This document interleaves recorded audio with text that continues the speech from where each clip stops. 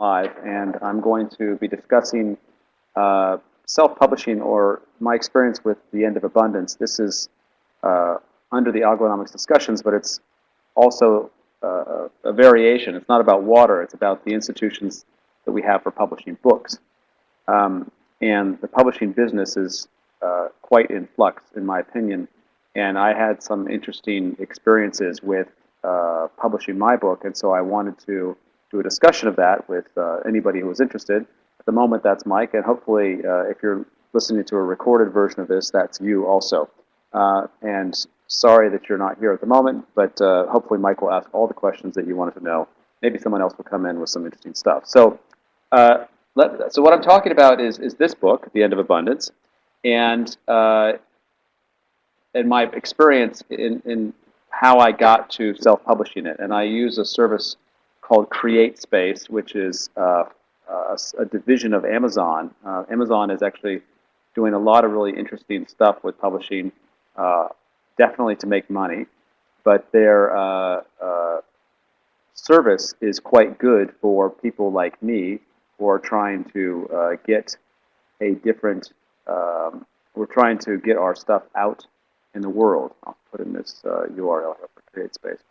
Uh, so the way to start this story, I think, is to back up and kind of say where I was coming from. Uh, as you may know or may not know, I've been blogging at Oglonomics since 2008 and a little bit earlier even. And oh, I've got to get my dates right now. So around the start of, so the book was published, or I published the book in 2011, and that was the last draft went in 2010, but I think I had a contract in 2009. I wouldn't be surprised if I started this process back. Boy, this is bad for me not remember the exact date, but I wouldn't be surprised if I started this process.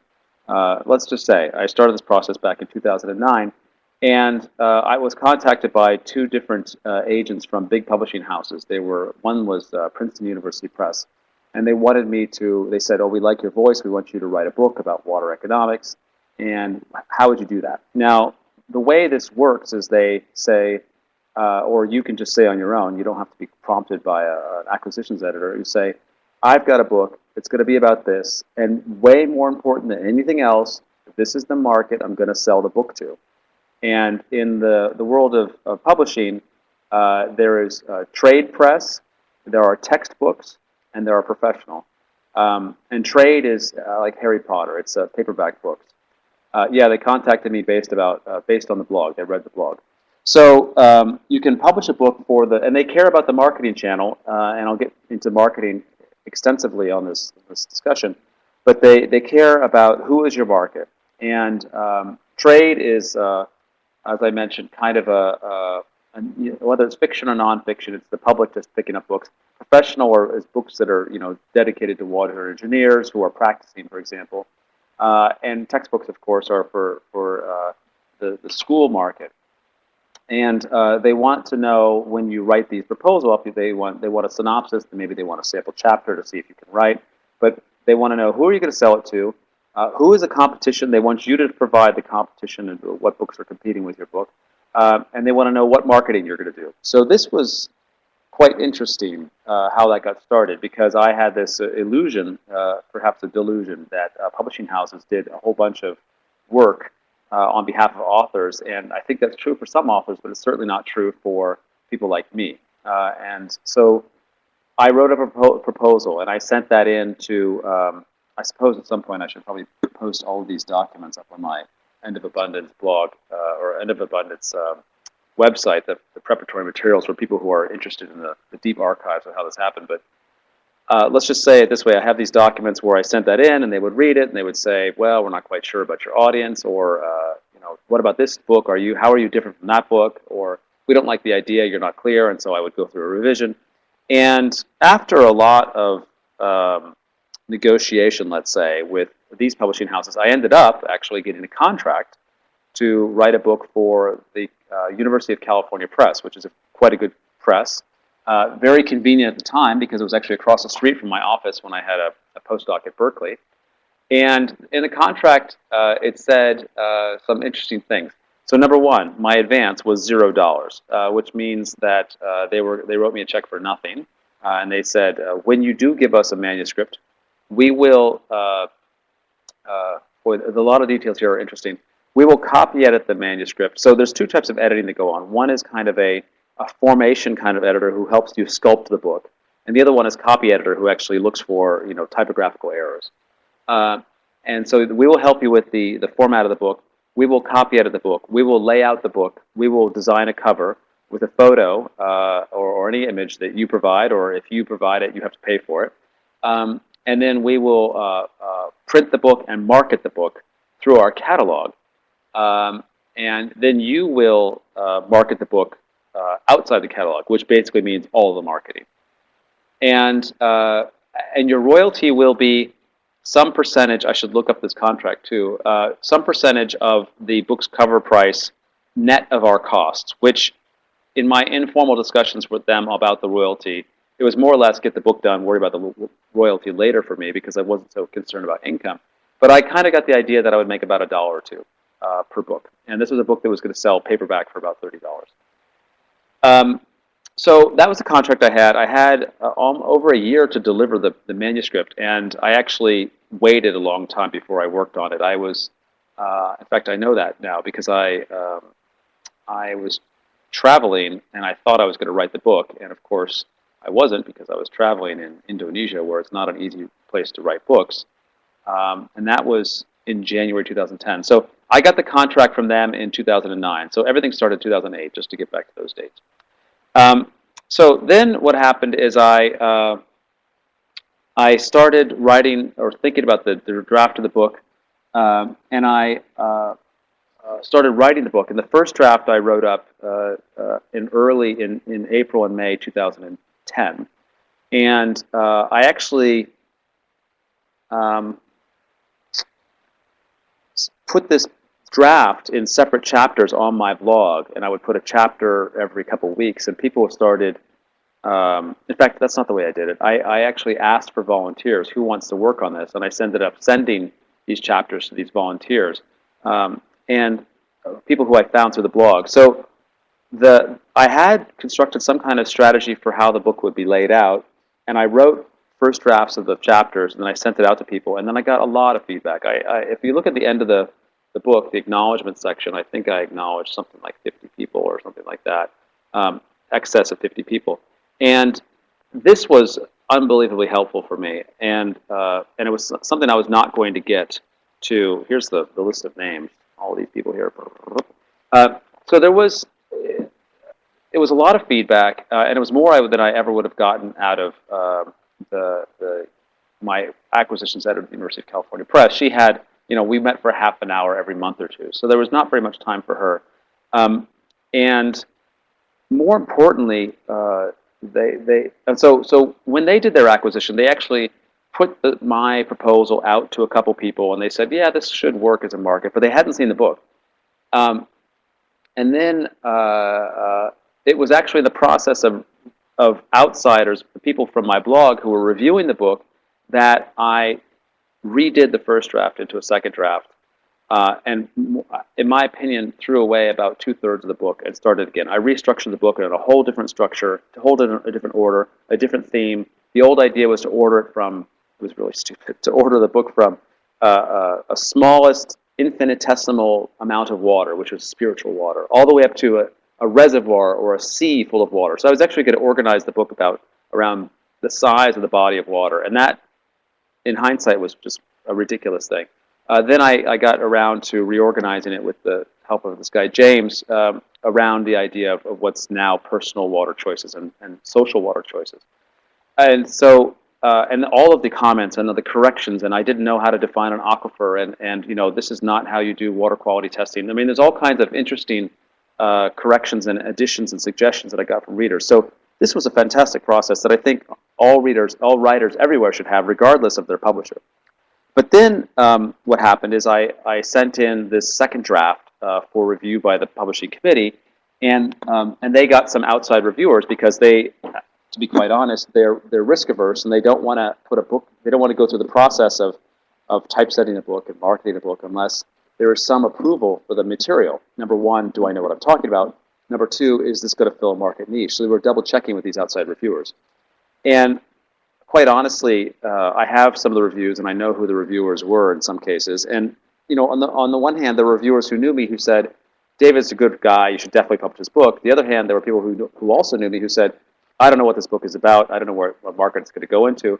So what happened is when the book went up for approval to go to press, which was in December of 2010 thereabouts, they said no. They said, "We need you to make the book more academic. We want more footnotes. We want maybe we should do a historical perspective. Why don't you concentrate on California water issues?" I mean, the suggestions that came back were all over the place about how to restructure the book. They were also contradicting each other.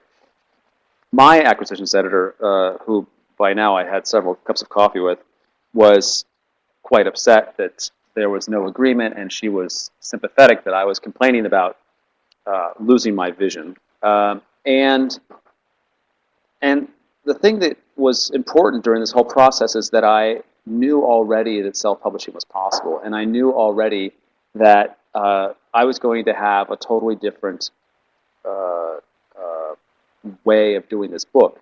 Number one, I could get it out, and number two, I could do it the way I wanted to. So here's what happened. I basically fired University of California Press. I said, I'm going to withdraw my book. Let's cancel this contract. And I'm going to do it myself with CreateSpace. There's many other services. And so I'll tell you the details of how that works in a moment. And I did that for several reasons. Number one is a disagreement about the vision. Number two was how to market the book. I didn't want to write a book for the textbook audience.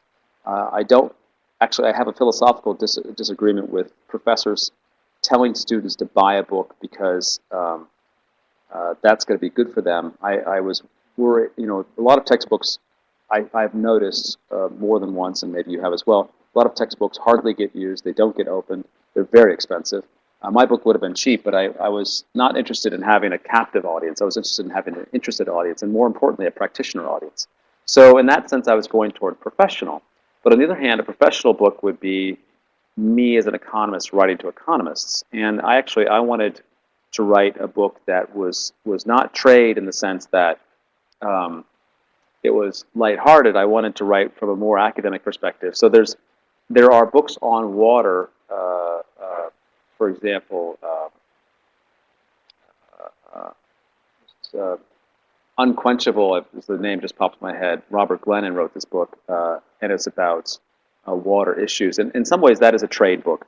And in my book, I was going to be a little bit more academic and concentrate more on solutions. And way more important to me is I was interested in getting insiders to read the book. I wanted water managers to read the book. I wanted environmental activists to read the book. I have no problem with general members of the public reading the book, but I was really looking at getting a book out to people who are in the water business. So this kind of puts me in that kind of niche of trade/professional, which is hard for the marketing people to understand. And then in the process of, so that was another thing. Then there was the money. I didn't want to charge $30 for a book. I ended up, this book sells for $20. And they couldn't go that low because, of course, they have to make their profits and recover all of their fixed costs. And the thing that was amazing about CreateSpace, which is true, I think, about a lot of these things, is that you can set up a book with them by providing a PDF of the interior and a PDF of the cover. So there's a zero charge option for setup.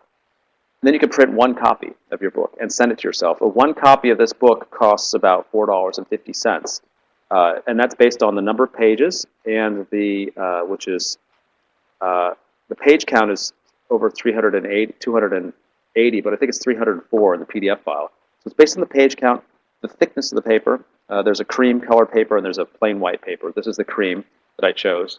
And that's how they calculate the page count. So basically you can get a pretty decently, I think impressively bound and printed book for under $5. Should you want to have copies of your book. Now, I wanted to sell the book. So now I'm looking at the spread between $20 and $5 as my cost. Now, that's the cost to me. But CreateSpace would handle the distribution, and I could list the book on Amazon. So that changes the cost to me and the revenues, and I'll get to that in a minute. So I was really interested in that. another thing that really annoyed me from the beginning is that I know how to typeset. I use a program called a language called LaTeX, and a program LaTeX, and it's spelled in a geeky way.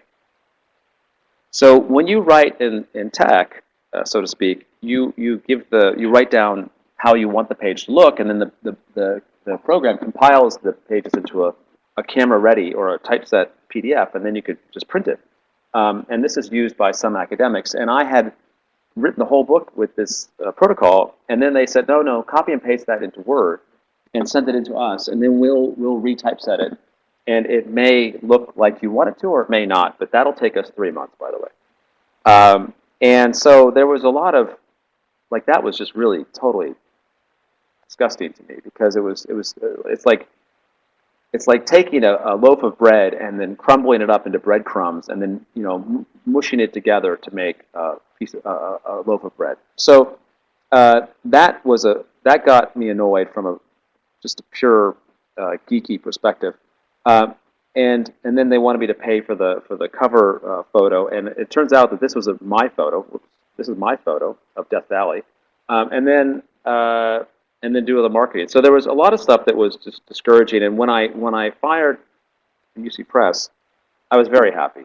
I was relieved, because I was very stressed about what was the committee going to do. Are they going to like my book or not? And then now it was up to me to figure this out. So then what I did is a number of things that I think every author should do, and I did things that I had to do as a self-publishing author. Now, first thing first, self-publishing versus vanity press, I think is a significant question.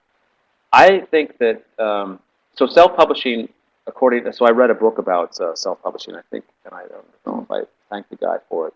And it's, I have to get the title of this book, but I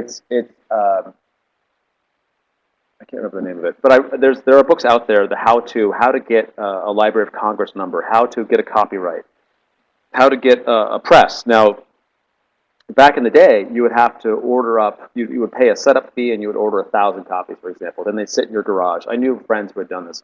And then you would send them out in the mail with bubble wrap and so on.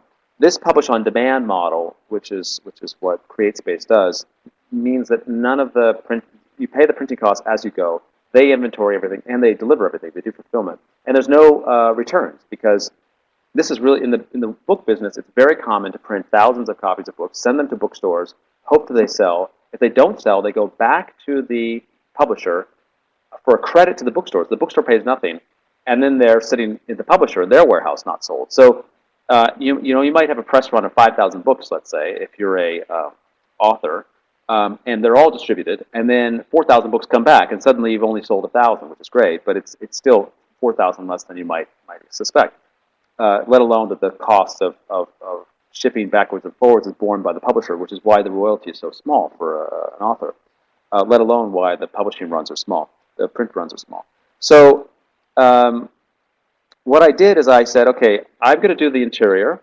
I'm going to hire a copy editor. So I paid a woman, and I also had a friend do copy editing. So 2 different people went through the copy editing. The woman was paid per hour, because I wanted her to do a decent job. She was recommended as an independent. There are many, many independent copy editors. And she did a decent job. And it was, for me, it was more important to have that reassurance that my poor spelling and punctuation wasn't going to show up in the final product. The friend who did the copy editing was I paid her on an incentive system, which was funny, because if she found big mistakes, I paid more. If she found little mistakes, I paid less, and then all that got added up and turned into a check. But between the 2 of those, was quite helpful. That was on top of the many, many people, over 50 people, who were reading various versions of the manuscript. So there were a lot of eyeballs on the text, which I think was one reason why it was not really that bad in terms of the final product. I'll post in a link here of the errata page that I had for the book. And then here's for the record, if you want to see the history of errata, the one that I have right now, the book is on version 1.2. And 1.1, the most funny or sad typo was that when I did the cover and the back and the spine with my friend who's in London, he actually it's his fault. I'm going to blame him. It said "End of a Bun Das," DACE, We left out an N. So that was the big typo in version 1, as well as several things that were in the copy itself. So that required a quick revision. And the thing that's cool about CreateSpace is that I printed, I don't know, a couple hundred copies because I had a whole bunch of people to thank. People that helped, I gave free copies to them, signed sometimes.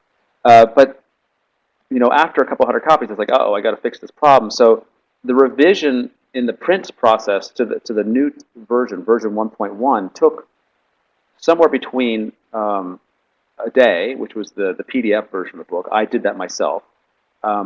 Or 2 days, which is the Kindle version, which I went through the digital publishing with Amazon, Amazon. And then the PDF version, or the printed copy, the paperback copy, I put through the files. I approved them for proof. They sent, here's the proof actually, I've got a copy here. They sent the book, which is the same except for this one last page as the one that's going to be printed. That went to my father, and since I was in Amsterdam and he was in Mission Viejo in California, he was the one that looked at it to make sure the pages were right. And in fact, before 1.0 came out, it was wrong because I had typeset the pages to open up on the wrong side of the cover. So we revised that, got a new one out. So 5 days later, he got the second version of it, and then so the speed is impressive. That they can print this out, put it in express mail if you pay extra for that. Then you can see the copy of it and order more, put them for sale. So and thanks for the typos, Mike. I'm looking forward to those before version 2.0.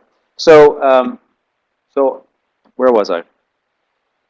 I had the interior done. I had my friend do the exterior, and he did the layout and so on. There was that typo in the layout, and I paid him a combination of a fixed fee, bought him some beers, as well as I'm giving him a royalty per 1,000 copies sold. We've crossed one threshold, which was he was happy to get more money. And then we came to the marketing channels, and as I mentioned already, there's a PDF version of the book, there's a Kindle version of the book.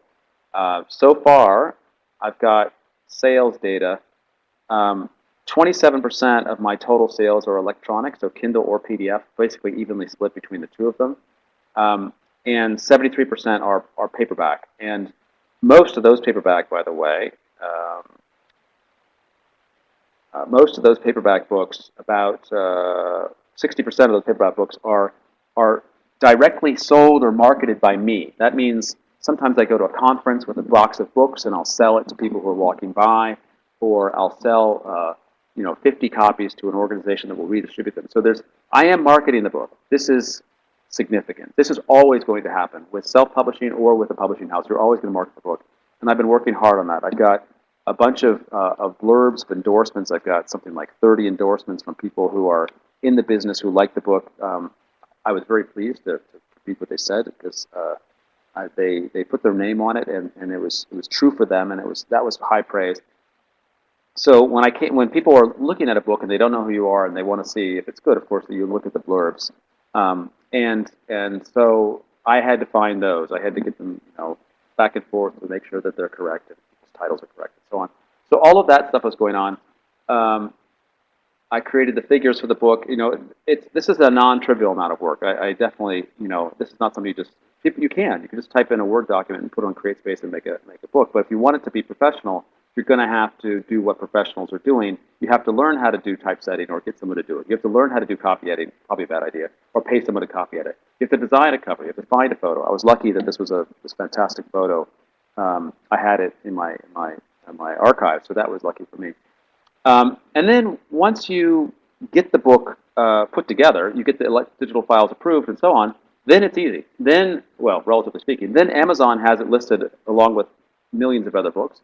Then you can get a PDF service. I use this service called eJunkie to download, so people can buy PDFs of the book for $10. Amazon has the Kindle service, so I sell it there for $9.99. At $10, that's because you can get 70% royalty for $9.99. If the book is $10, then you can only get a 30% royalty. So out of the $10, I make $7 or the $9.99. I make $7 on Kindle copies of the book, and out of the PDF, I make something like $9.80, right? So I make a huge margin on the PDF versions of the book. And that's also quite helpful. But then when the book sells for $20 on Amazon direct to a customer who gets it delivered somewhere, paying the shipping, then I make roughly, in the U.S., I make roughly $7 per copy. So that is actually significant when you remember that I said that my publisher was offering me $1 or $2 on a $30 cover price. So the demand for the book is going to be higher based on the price being lower, number one, so I'll sell more copies by self-publishing. And number two, if I'm making 5 times the royalty, then I can sell, instead of selling 5,000 copies to make a certain amount of money, I could sell 1,000 copies and make the same amount of money. So that's quite helpful when you have a book that, I think all books have a limited audience. And in my case, it's, a book on water economics is, I think, a fairly limited audience. So it's good that I guess it's good that I'm making more per copy selling to this audience, but it's also more rewarding to know that, I'm getting paid. I have talked to many authors in the process of doing my blog or writing the book. And when you have, I know one friend who has to, when he wants to do a promo of his book, he actually goes to a bookstore, buys his own book, and then will sell the book at cost or less. And so that's a terrible inconvenience, especially since he's not even making any money on selling his book. So it's having that that price margin plus the distribution channel. I can send myself my own book for $5 a copy, and I sell them at conferences for 15.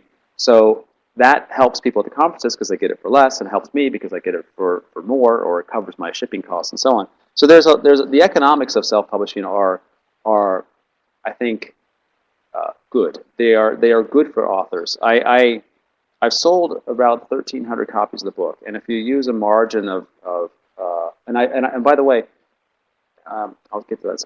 I wrote up all these numbers. This is not stuff off the top of my head. This is stuff I wrote up a couple months ago. But these numbers make it easy to less painful, let's say, to do publishing. Okay, so I wrote the microeconomics. I'm going to paste this into this webinar so that you can see it. This is a post that's worth reading about what we're talking about right now. And that's the microeconomics, which is describing how much I make per copy, stuff like that.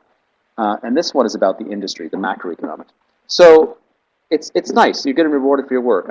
So let me get back to these ballpark numbers. So I've sold about 1,300 copies of the book, and say that's say it's even $5 profit each. That's $8,500. Now, you can't live on that, or you can if you live in India.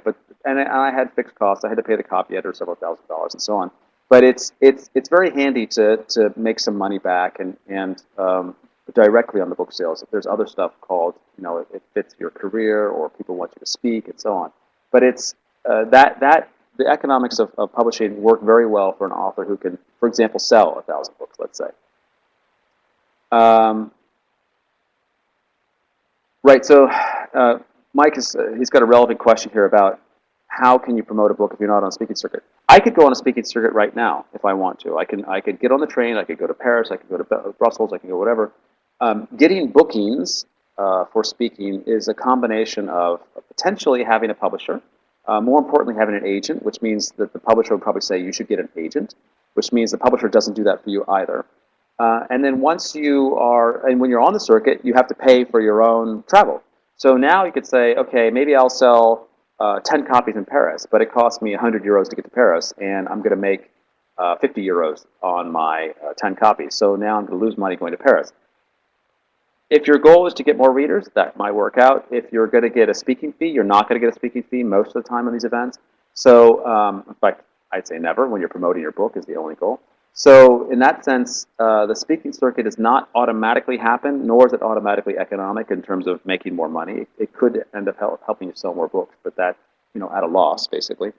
The publisher, I don't think publishers, especially for my book, so if I went to the University of California Press and I said, set up a speaking circuit, a speaking tour for me, then, that wouldn't necessarily happen. It would be nice if some other authors were on here, because I was hoping that they would come on here, because I know some authors who I promoted this discussion to have gone on speaking tours, and they have all these engagements, and they have a couple books already in press.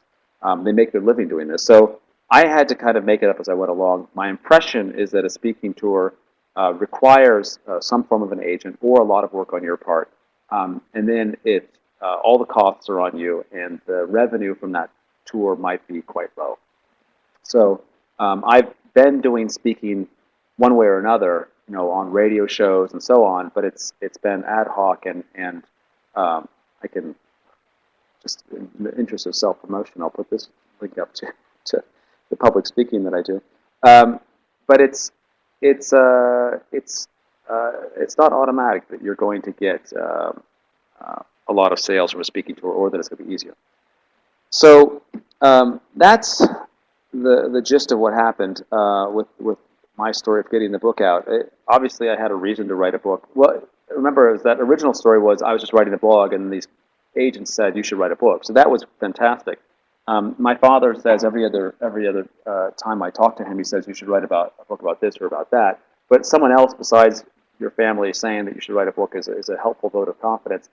The massive participation I had from people who were cooperating with me on the blog, which I believe is essential to having a book, and a blog that is maintained. I know many authors who have a blog that is a marketing vehicle for the book that they do not visit, they do not maintain, that is dead. But since I have such an active blog and an active community on the blog, that contributed immensely to the development of the book. It's almost like I should have co-authorship here with all these people. So that is turned into a good thing in terms of delivering a quality product. And then the production process was, as I mentioned, quite basic. Once you get the words in order with your editors, and you get the typesetting done, and then the distribution, as I mentioned, through I think CreateSpace or Amazon distribution, print-on-demand distribution, is far superior from the old style of printing up a bunch of books and then warehousing them and then sending them to distribution centers and so on. This book, so I almost made the book available. In fact, I did for a couple of days make the book available on through Barnes & Noble, for example. And then what they did is they took a wholesale price, they marked down my book, and on websites it would say you could buy The End of Abundance for $20 at Amazon, which is the price I set, and then you could buy it at Barnes & Noble for $14. And I was going to get a lower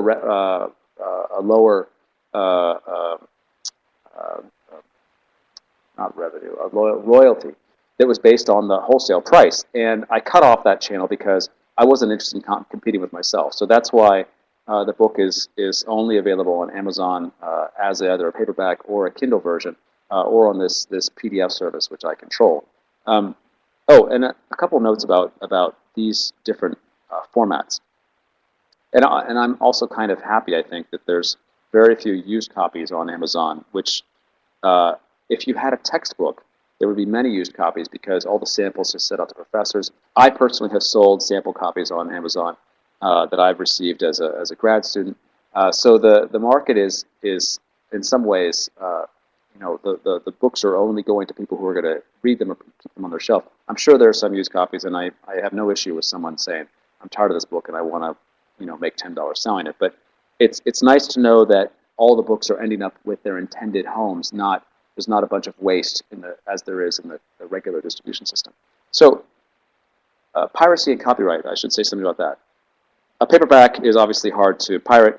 The Kindle versions are locked through whatever DRM mechanism Kindle puts or Amazon puts in place, which apparently is good enough.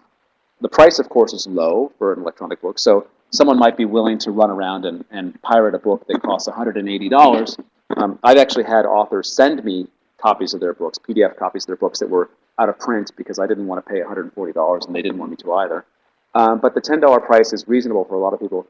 The PDF was the one that took a lot of time for me to figure out. And I ended up with this eJunkie service, which someone could put in their details for a $10 book, a PDF copy. You put in their name and the email, and then the PDF is printed on every page electronically with the name and the email. And on the front of that PDF version, I actually say, "Hi, thanks for buying the book. This is your personal copy. Please don't send it around." And it has your name printed on it, just in case you do. And at the moment, touch wood, there's still nobody who has pirated copy of the PDF. I think that's partially because my book is not Shades of Grey, 50 Shades of Grey, and so the audience is limited and the audience has ethics, and then also because at the moment the printing your name on the pages is keeping people from sharing the book needlessly. So that's essentially how I handle the PDF version, which I recommend to people electronically because the Kindle formatting is a disaster for footnotes and for because it floats everything around if you change the font size and page numbers. There's no page numbers in Kindle books, and so I recommend the Kindle, the PDF version, to people who want to read this on an iPad or actually on a Kindle. You could side load a PDF there too, and that's it's lighter than putting this around. I actually brought this over here to show you. See the color difference there between those covers? I brought this to show you kind of the quality differences here on the books. Sometimes the cover color might change. Nobody actually minds, I think, that this is a little bit more red than the other one. I have run across disasters in my mind, where the page numbers are too close to the top, for example, because they trim the books incorrectly. But that's very unusual.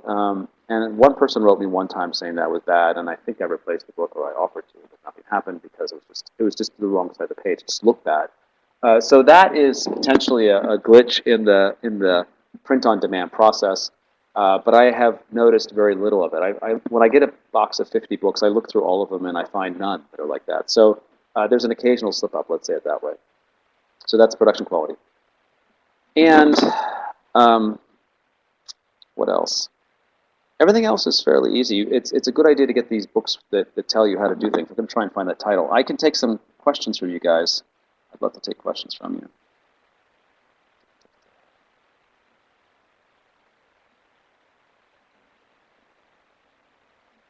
Let's see. I'll put this back on. Do I order, Carolyn, I order 50 copies when I'm taking them to a conference or I'm selling a bulk order to people. I usually make deals with them. If they want to buy 50 copies, I give them a discount and I'll ship it to their address, for example. And I'll just cover the shipping and they can get the book. That's what I do there. I'm trying to find this reference here while you ask me questions.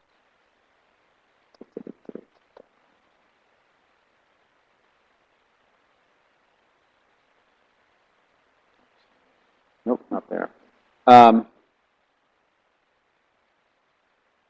Yeah, so your other question, I don't get orders for paperback. People just buy them from Amazon directly. I don't even see, I don't even know. All I get is at the end of the month, I have a direct deposit into my account with Amazon. So now it's September. At the end of this month, I will get deposited into my account royalties from sales of paperbacks that occurred in August.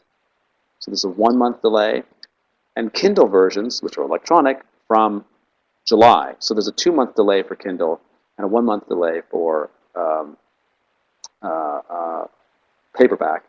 And the PDF ones go directly into my PayPal account, so I get that payment instantaneously, basically. And they're doing all the fulfillment, as you mentioned. It's a book. I think we're going to have to give up on that particular.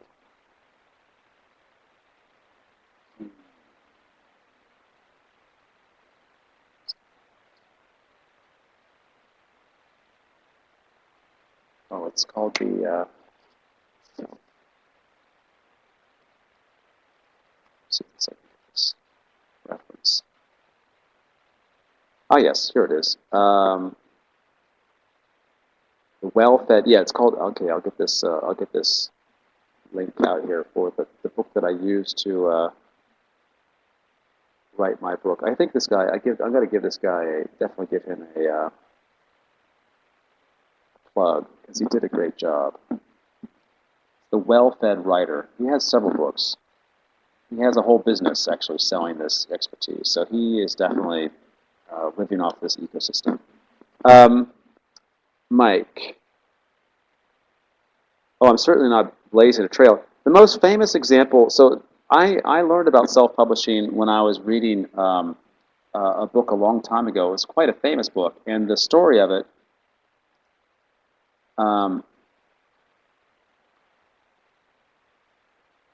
Edward Tufte, and he wrote a book called The Visual Display of Quantitative Information.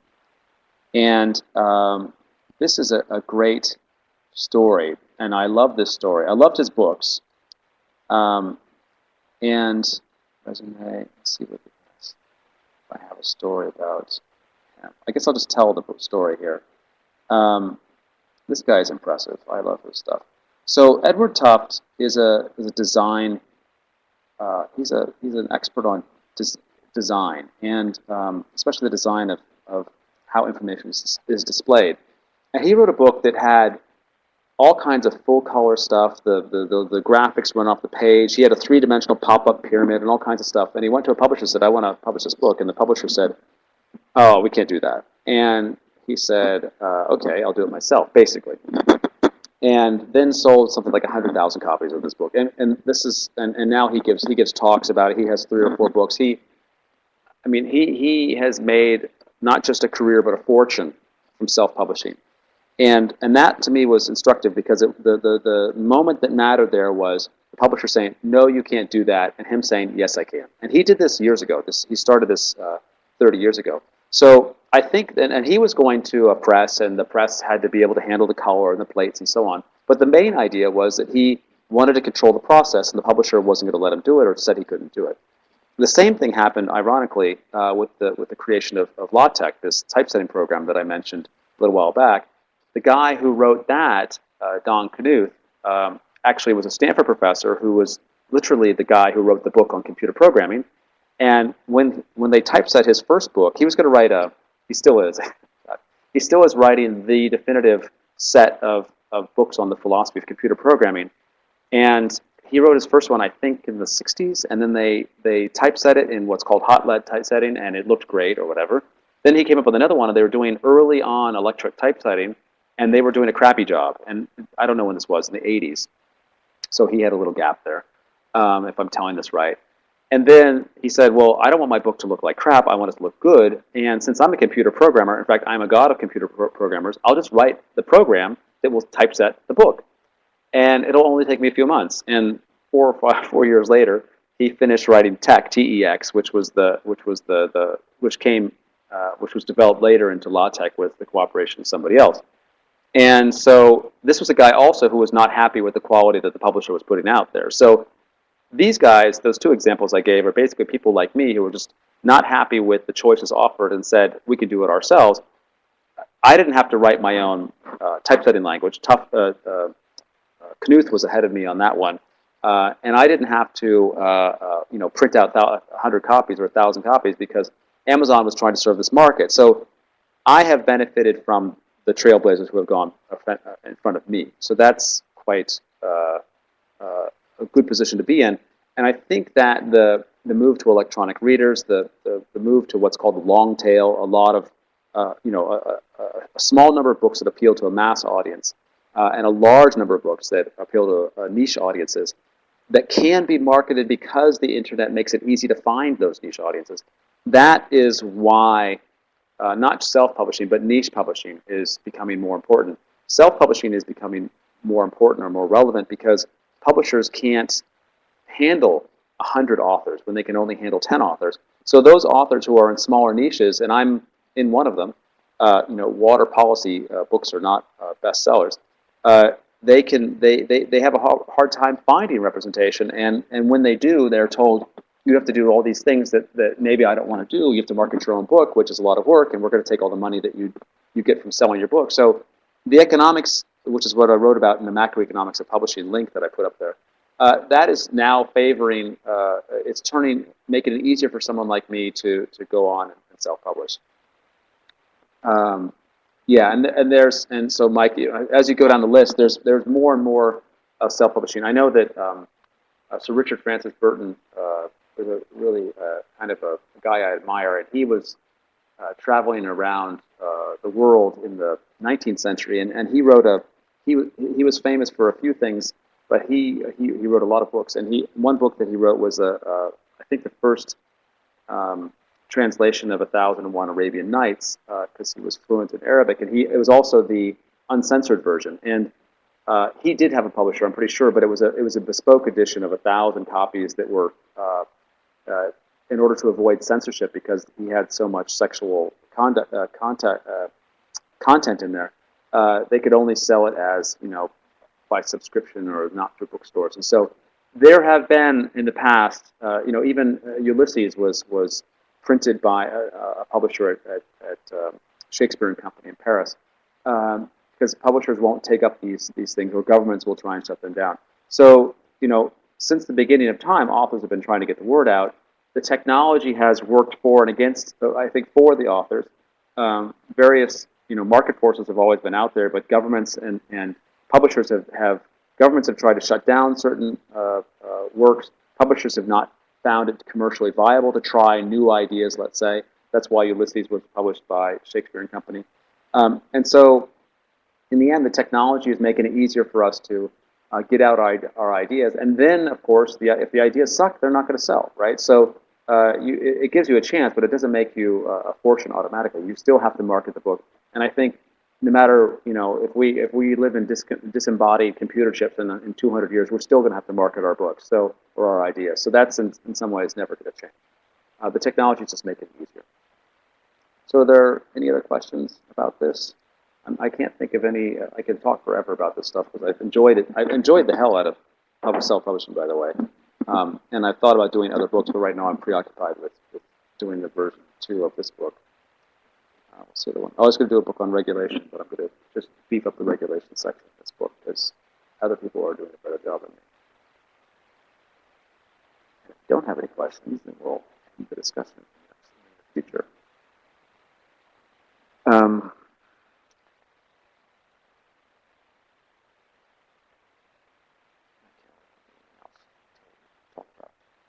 All right, so I'm going to give it a 3, 2, 1 countdown. I don't see any more typing, so I'll thank you for tuning in, my audience of 2, and the internet will thank you as well because this has been recorded. And later on this week, on Friday, I'll be doing a webinar on this book, on Chapter 8 of the book, which is about infrastructure. And then next Tuesday, it looks like I'll be doing a webinar on another Algonomics discussion on privatization and outsourcing, the general topic. So that'll be interesting because apparently people are interested in that topic. So thanks so much. I'll see you.